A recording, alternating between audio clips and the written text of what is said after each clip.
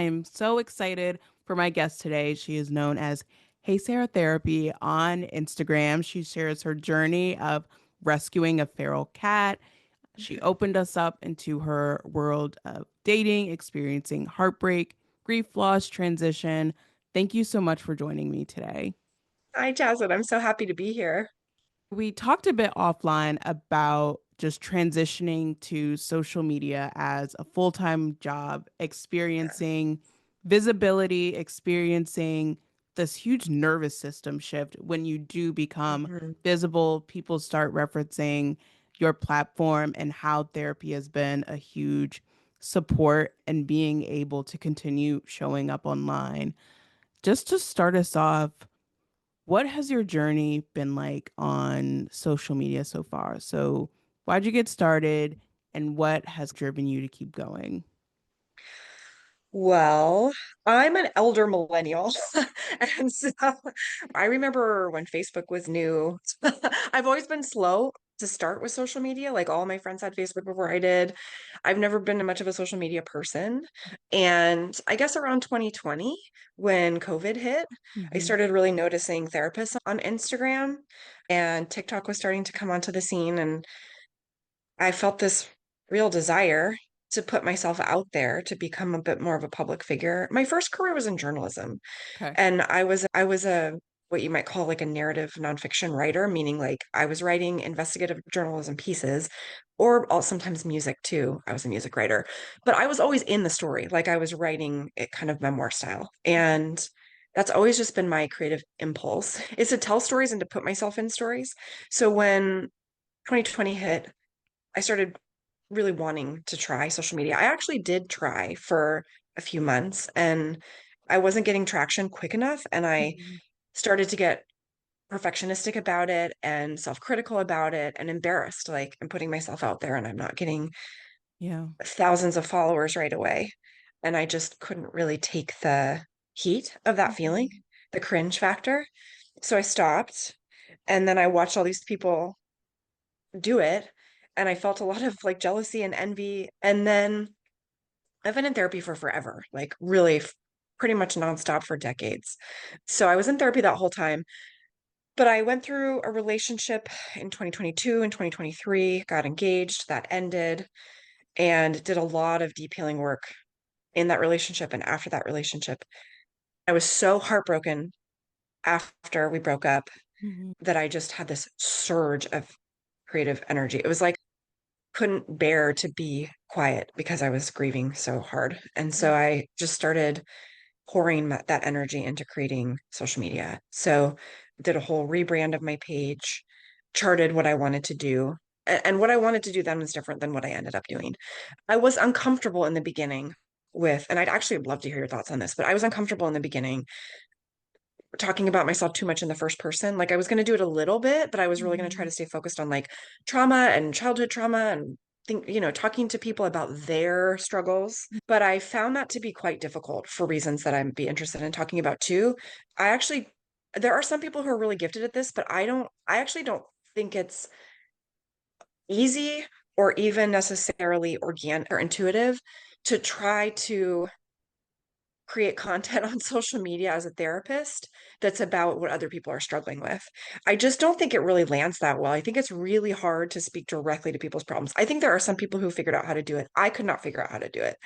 I've decided personally that the best way to touch people and to mirror them and to validate them Mhm. is not to try to go, here's what childhood trauma looks like, or here's how you Mhm. might have childhood trauma, but rather, here's what I feel and for people to resonate with that kind of it's a different kind of mirroring through my own storytelling. So that's how it evolved, but it took some time for me to get comfortable with that and for me to be willing to risk it and to stop caring maybe what other therapists might think of me because I do reveal a lot about my personal life online. It took me some time, but as soon as I started doing that, my account just really exploded in stages and stuff. And I think there are still things I haven't really been brave enough to talk about online that I'm hoping I will eventually. But that's been my journey so far.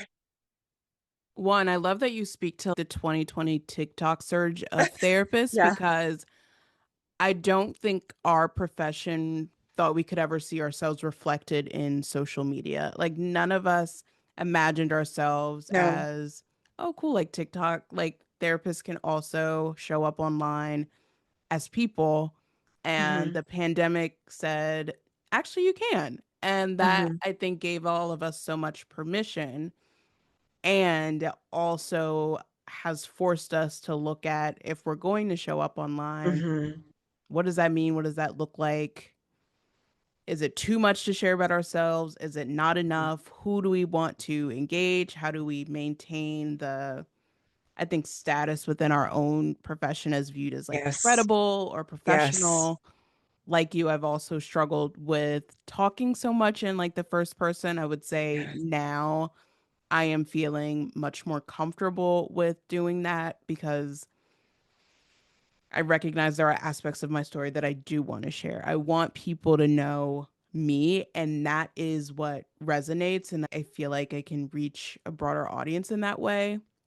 I found myself getting burnout when I tried to offer psychoeducation all the time. So, like to Yes. your point of, this is what childhood trauma looks like. This is how you can alleviate your anxiety. There are people that can do it so Yeah. well. I found myself exhausted and really hated creating at that point. 100% agree. It just did not feel natural to me. It felt, to me, it just felt empty or sort of hollow, like it really lacked a certain kind of real connection or real risk. I think that for me, that's the sweet spot is, am I taking creative risk? And am I, yeah, do I feel aligned in what I'm trying to talk about? And that did not start happening for me until I started talking about myself and being, I mean, it's interesting.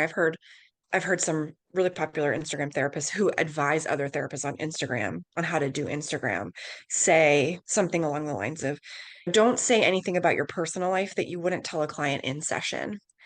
And that just does not work for me. I tried doing that for a while.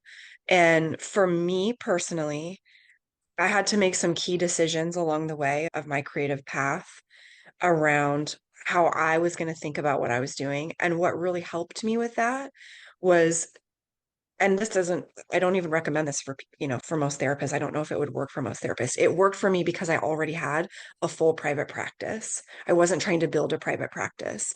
But the decision that I had to make was that I don't solicit clients from my Instagram account. I'm a public facing therapist, but I'm not trying to be your therapist on my account. Mm, And that is the difference. And for me, that gives me a kind of ethical permission to talk about my personal life in a way that I would never with my clients. I would never talk to my clients about my dating life. I'm a psychoanalytic psychotherapist. I don't know that that's obvious on my page because I don't really talk about my work very often on my page. I mhm, talk about, well, I almost these days never talk about therapy, but I love talking about therapy and mhm, maybe I would want to talk more about it. But I don't talk to my clients about my personal life. They don't know if I'm married. They don't know if I'm a mother. Sometimes it will come up and I will disclose things person by person, but I'm very thoughtful about whether I do that or not. So to be as open on my page as I am required me to think of it like, listen, my friends know I'm a therapist, but I'm not their therapist.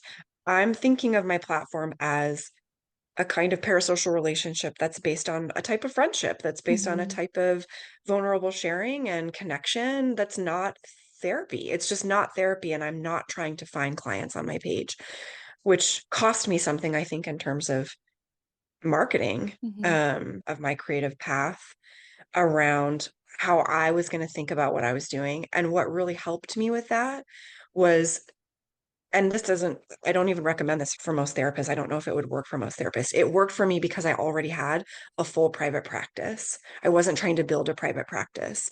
But the decision that I had to make was that I don't solicit clients from my Instagram account. I'm a public facing therapist, but I'm not trying to be your therapist on my account. mm, And that is the difference. And for me, that gives me a kind of ethical permission to talk about my personal life in a way that I would never with my clients. I would never talk to my clients about my dating life. I'm a psychoanalytic psychotherapist.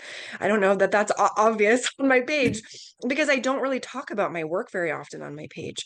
I mhm, talk about, well, I almost these days never talk about therapy, but I love talking about therapy and mhm, maybe I would want to talk more about it. But I don't talk to my clients about my personal life. They don't know if I'm married. They don't know if I'm a mother. Sometimes it will come up and I will disclose things person by person, but I'm very thoughtful about whether I do that or not. So to be as open on my page as I am required me to think of it like, listen, my friends know I'm a therapist, but I'm not their therapist.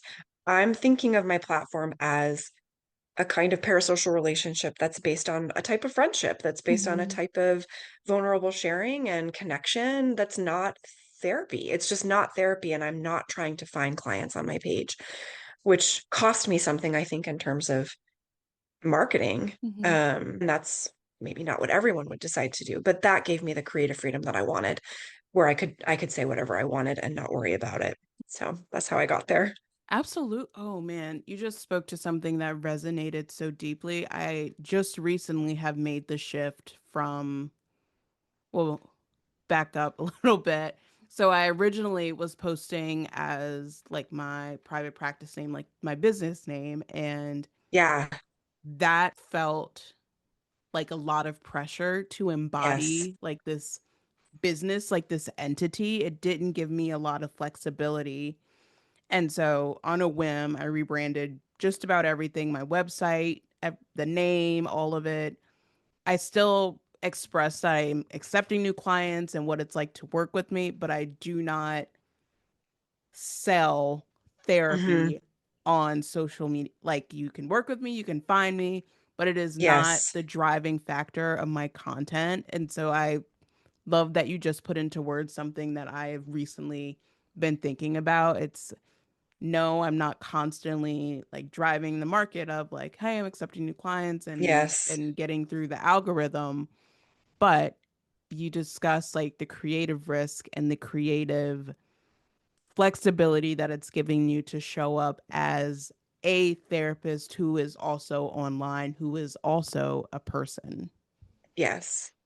Yeah, I think I didn't know you had done a rebrand. I'm so interested in that. I'm gonna have to go do a deep dive, and I'd actually be interested to hear more about that. But yeah, I think again, it's the difference for me, it's the difference between showing and telling. I felt like before I was telling people how to live, and that just didn't really feel that great to me. I don't do that in my sessions. I don't Mhm. sit with a client and say, I'm not a skills-based therapist. I don't sit with people and say, here are 5 ways to manage anxiety, or, let's look at the 5 clues that you might have childhood trauma. I mean, that's what we're talking about, but not in that way. And so rather than telling people how to heal, which I don't do in my private practice anyway, I just decided to show people what it's like to live as you heal, which Mhm. is what I'm personally doing. And I don't know if I really very clearly articulated this already, but my my creative expression on Instagram and hopefully in the future, like, I'm a writer. I want to write books. I don't know where else that would take me, but writing is kind of my first language, Mhm. which is so deeply creative. And my creative muscle and the channel that creativity flows through was blocked by my own trauma. I could not. I could do it privately. I could sit and write chapters of a book. I have 2 half-written books, but I couldn't put my work out. I was frozen around putting my work out. And it was my own therapeutic healing that made that possible. And so when I'm showing up on Instagram and expressing myself, it's an expression. It's me showing my own healing and what's possible in the work that we do with our clients. It's all intermingled. Mhm. But I'm like you, I'm available. I linked my website. People can find me. I do get inquiries, but it just had never felt right to me to be like crying over a breakup and then be like, and if you want to work with me, here's my contact. It just felt like I was like sort of exploiting my own feelings if I did that, or myself, my inner child. I don't know. What would you say is the moment or the words that you heard? What would you say really gave you that permission to say, forget all the noise, forget what this could say about me or mean about me if I show up? What was Yeah. the moment where you were just like, okay, I'm going to do this and I'm going to keep showing up and I'm going to see what this journey is like? I think I'm not sure that there was one moment, but I think when I discovered IFS and internal family systems, Mhm. which I'm assuming is part of your work because of the name of your podcast. I do dabble in it. Okay. Okay. Yeah. I just assumed you're familiar with it. But yeah, so IFS, where you're sort of working with your inner child parts, the idea that we all have not just an inner child, but many inner children that Mhm. take over and run things without us even really knowing. I heard Richard Schwartz, who's the inventor of IFS, on a podcast with Glennon Doyle. I was listening to her podcast, and he came on and he guided her through an IFS session. And I did it with her. So he was like telling her to do things, and I was just sitting there in my car. I Mhm. had just parked in my driveway, and I sat there in my car and I followed his instructions, and I started sobbing almost immediately. That's how I know that I'm in an IFS meditation that's working, is if I just immediately start sobbing, because that's kind of, yeah, that's my clue. It's not, doesn't work that way for everybody, but I was in my driveway sobbing. I had kind of contacted a particular part inside that was related. I can't remember now what it was related to, self-criticism or perfectionism, something like that. It just felt so visceral that there was this part inside of me that was very wounded and acting out in ways that were young and scared and control seeking. And I started doing regular guided IFS meditations. I was not doing it in my own therapy. I would take the intel to my therapist and be like, I did this meditation, I discovered this part, and then I would tell her all about it. But she's not an IFS. I'm in psychoanalytic psychotherapy. So I go to therapy 3 days a week. I've been seeing my therapist for 7 years or 8 years, like that. Something I go to so much therapy, but we're doing a different kind of work together. So this was something I started doing by myself, and I started taking into her and being like, this is changing my life. And she was very supportive of it. And that just cleared the way.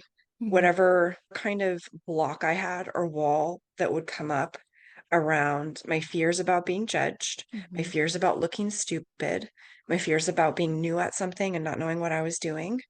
Because social media, unless you're someone who grew up doing it and it's your like nature. Mhm. For me, it was not my first nature. I had to figure out how to do it. I had to get comfortable talking on camera and Mhm. writing hooks and being seen. There's Mhm. so much about letting people see you and in a public facing way. And I think just I had a lot of shame around what it would feel like to be seen.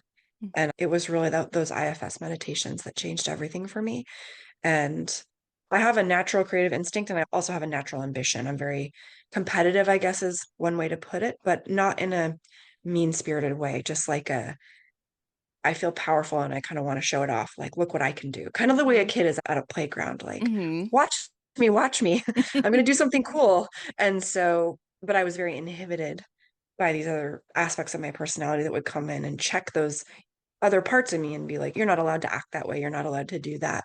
So I needed to get that out of the way. And I really needed to get, especially coming from the world of psychoanalysis, I really needed to get the idea that I'm supposed to be a blank slate. That's old school psychoanalysis. That's not contemporary psychoanalysis anyway. Mhm. But I had something in me of like, all of the people that I most respect in this work are going to think that what I'm doing is unethical. And that was a real hurdle for me. And I had to kind of find a way to not care, which happened through IFS work. Yeah. IFS really makes healing feel so digestible because Yes. it's not the whole person. It is this one part of Hmm. us that we are working to tap into, that we are working with. And it is typically a younger part that was Hmm. criticized, that was maybe shunned or minimized if they tried to be expressive or emotional. And being able to address it from a part versus the entire person, Yes. it makes it feel much more doable. Because if we're Hmm. trying to correct all of who we are, that just feels like a chore sometimes, at least for me, when I think about my own healing Absolutely, journey. absolutely. And more than a chore too, it's sort of in my work as a therapist, I've been in private practice for 10 years or so. Very hard actually to get traction with. There are many ways of thinking about this, but one way of thinking about it is like when I'm working with a client and I'm thinking of them holistically and I'm trying to find movement in the direction Mhm. that feels healthier.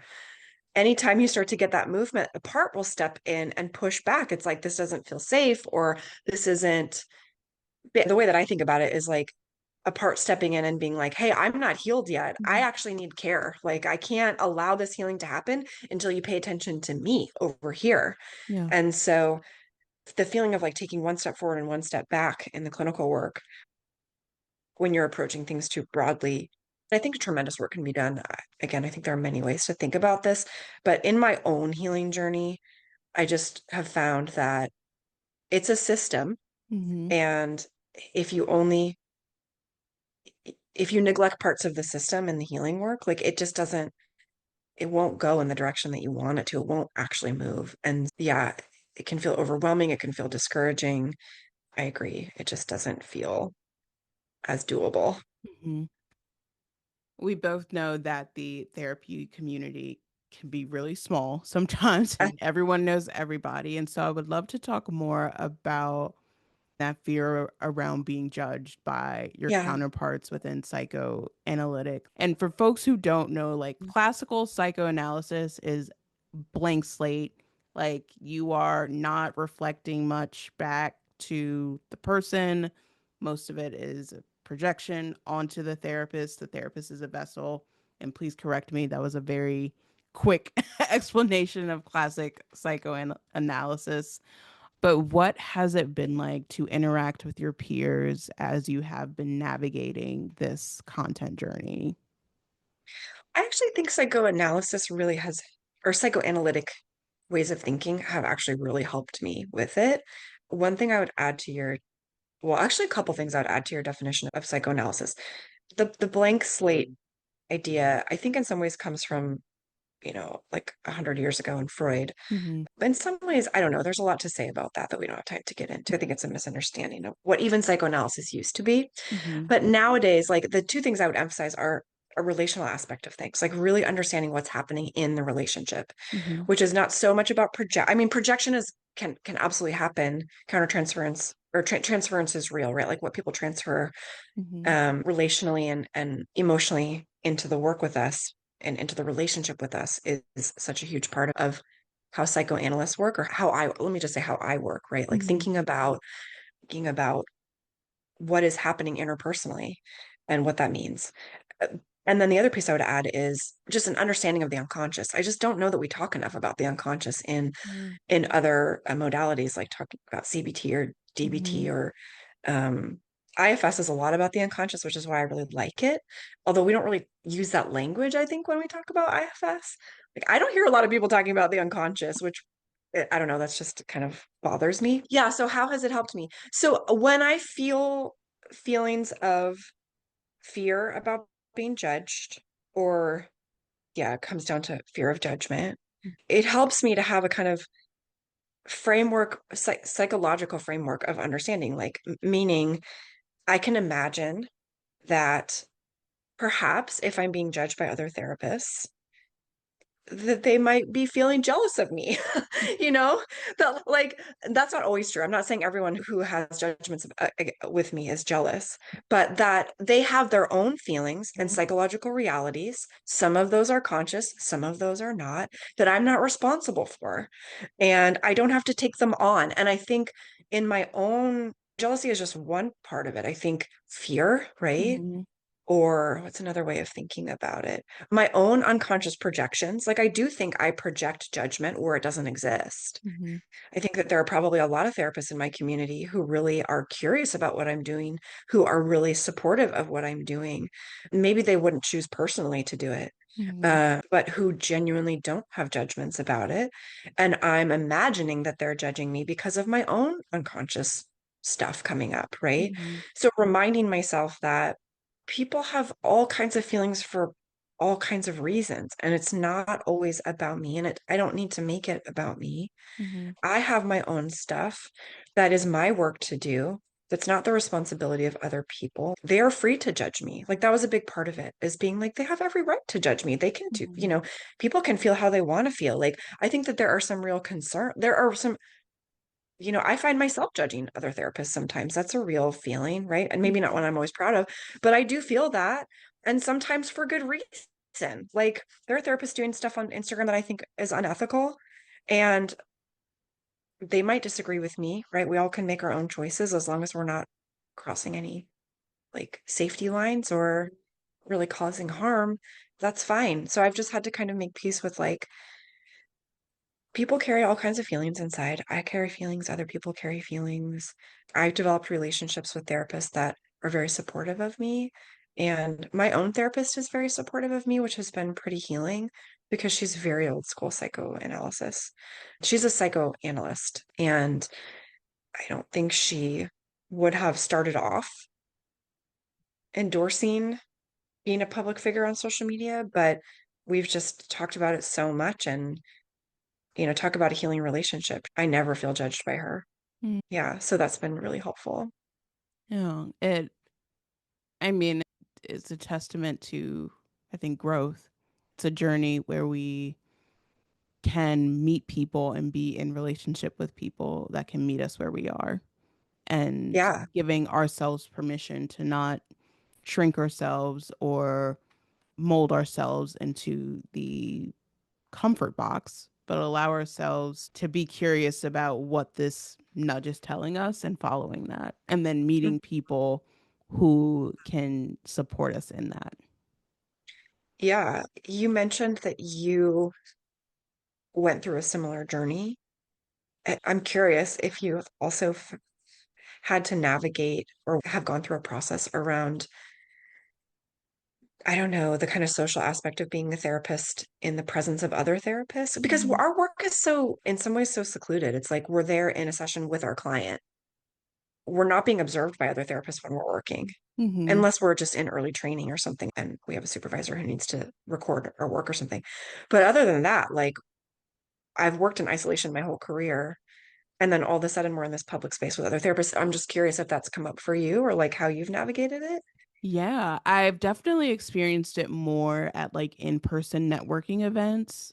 Oh, Like, interesting. I'll give my business card, I say you can find me on social media, and I'll get a lot of responses Uh, like, "Oh, I don't dabble in that," or something of that nature. And I'm like, okay, cool. My supervisor that I work with is very, very supportive. She has her own content page too. And uh, so it's nice to have someone that is not only in the space to some degree, but is very supportive and actually encourages me to pursue the space to the fullest, however I imagine it, which is very healing. Even like friends, I think that has been a fluctuating journey as like people who are in who we started in our therapy careers together. Again, when you talk about some of that unconscious, maybe like something that's stirring up for you as they uh-huh. see it, it our relationships have certainly changed and evolved, Mm, and I'm still navigating like what that looks like. What is the extent of expecting support or even mentioning it, mhm, or even like popping a congratulations on something. mm, And so that mm, is its own journey that I continue to sit in. And I remind myself, especially for my own healing, that I have not met all of the people that are going to love me. And so if mm, I force or hope or anticipate that the people that I know now will come around or show up differently, that puts mhm, me in a pretty bad space. And so mhm, trusting that I'm not met everybody and that there are people who are cheering me on, rooting for me, who maybe haven't even said anything, allows me to heal that mhm, fear of rejection, abandonment wound a little bit, and mhm. allow myself to keep showing up. I feel like I could talk to you all morning about so much. I feel like there's so many parallels within our journey. What do you imagine for yourself within the content space as we wrap up? Yeah, I mean, this is kind of all I've thought about for the last year. Talk about like the ambitious, kind of the ambition. Mhm. Like there's something that got unlocked in social media that I didn't really a muscle that I didn't get to use as much. Once I had a private practice, it was like I was already full. I didn't really know how to grow. So when I got to social media, all of a sudden it was like all of my ambition and all of my creative impulses to like make something, not just to make content, but to make a business and to kind of make a platform really started kind of firing on all cylinders. So, Mhm. I mean, I feel like in some ways what I would want for my future, it doesn't feel like there's a real clear mold for it. Mhm. I don't necessarily want to be like a public facing famous therapist who like has a podcast and like talks about how to raise healthy kids. Like that's not my goal. I don't want to talk to people in that way. I Mhm. just want to be a storyteller really. And so I've circled like how does that work as a business? Like how do you Mhm. turn that into a business? My best idea is that I think of my page as a living memoir. So I think of my account as a document, as a type of memoir.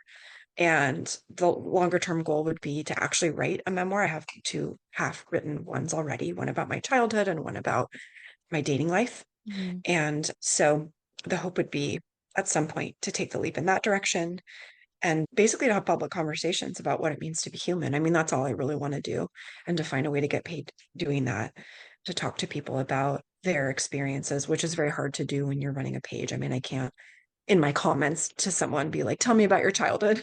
But in spaces like this, right, when I'm having more conversations here or, I don't know where else that might be possible, but thinking about ways to have deeper conversations publicly about what it's like to suffer. I mean, that's my passion, is to think about that, and to connect with people. Um, I think the thing that relieves suffering is human connection. I don't necessarily think it's about developing capacities. I mean, that is a part of it. I don't mean to minimize that, but Mhm. um, skill building or developing capacities. For me, it's really just about being with people and trying to make that something that is scalable. Yeah. What would you say to someone who is trying to explore what content creation looks like for them?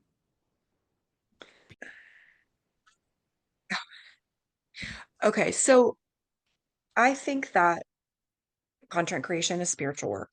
One thing that I always tell my groups is one of the biggest effects of trauma is that it disconnects us from our Mhm. wholeness. That there's some, there's a space inside of all of us that is completely whole and good and worthy, no matter, I always say, no matter what has been done to us, right, throughout our lives, and also no matter what we have done. Because I work Mhm. with people, I think, who sometimes who either are offenders or carry a lot of shame about decisions that they've made. So I always tell people, you are whole and good no matter what has been done to you or what you have done. Trauma disconnects us from that place inside. And I deeply believe, I can't prove it, but I really believe that creativity flows from that place of wholeness, Mhm. that the creative impulse comes from that place inside, our deep goodness. It comes from the universe and it channels Mhm. through. It's like a portal. The universe wants to create through every one of us and create something unique and beautiful through each and every one of us. And so anytime we're engaged in a creative act, whether it's content creation or cooking or gardening, whatever, it's inherently healing because in order to create, we have to be connected to the whole place inside. Mhm. And so what I would say to anybody who wants to get into content creation is to think of it as a spiritual practice, to think of it as a way of connecting to your own goodness and to trusting that you don't have to muscle your way there and you don't have to muscle your way through it. The universe wants to express itself through what you have to say.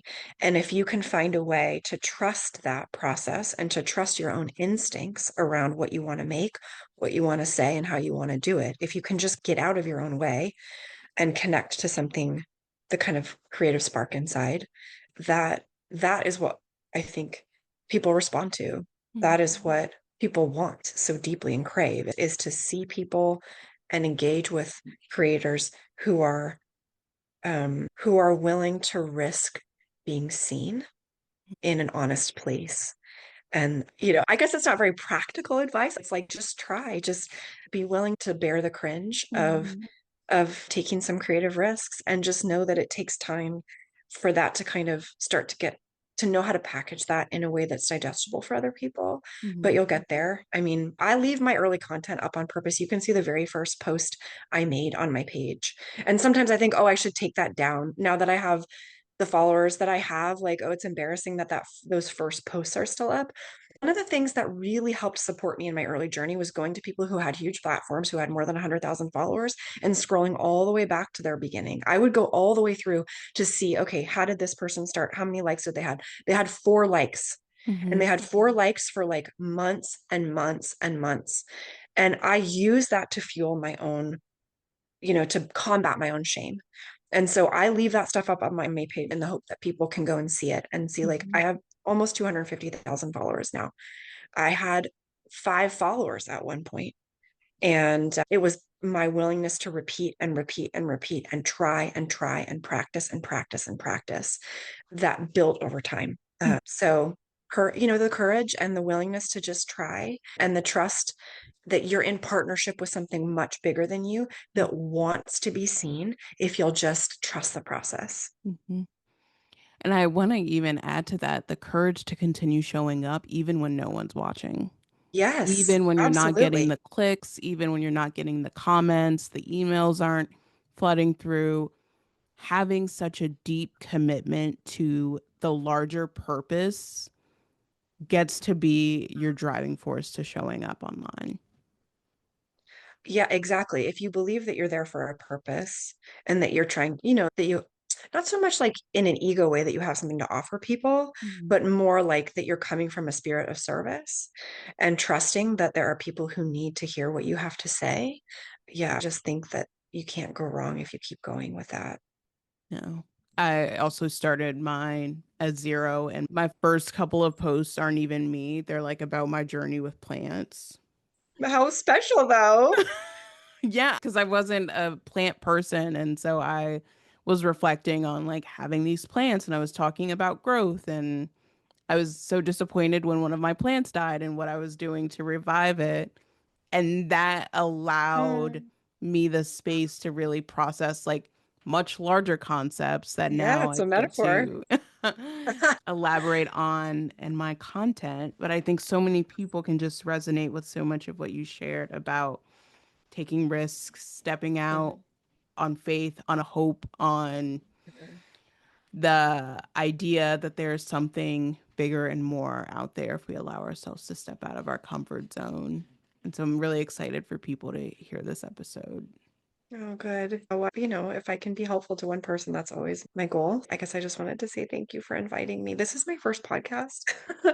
I was really excited to come here. Yeah, I just wanted to say thank you so much for, I guess, I feel really seen in the invite, right? That there's something about my page that communicates, I guess, like that, like you would want to talk to me and have a Mhm. conversation with me. I'm really touched and honored by that. So thank you so much for having me, Well, I'm honored to be your first. And as a closing question to all of my guests, I am asking, what is your commitment to yourself for 2025? Oh, for 2025, I guess, which we're in the middle of now. Mhm. Um, I mean, 2025 to me feels like the year that everything in my life changes. I mean, at the beginning of the year, I had 2,000 followers and I have 243,000 now. So, like, yeah, it happens so fast and so wildly. It feels like the year where things are happening that I didn't even dream were possible. And I'm holding space for that in other ways. My page is a lot about dating. I'm single. I really struggle with that as a 42-year-old woman who wants a family. It's a deep source of grief and sadness in my life. And the change that has happened in my professional life in 2025 makes it feel to me like anything is possible.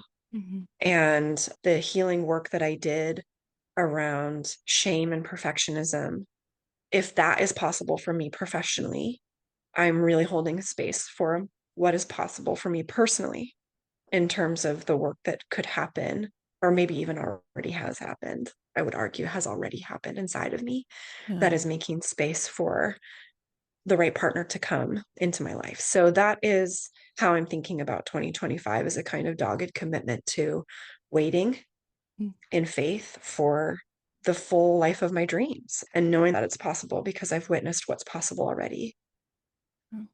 I am so excited to continue to follow your journey and see what you do. Thank you so much for joining me today. Thank you so much for having me.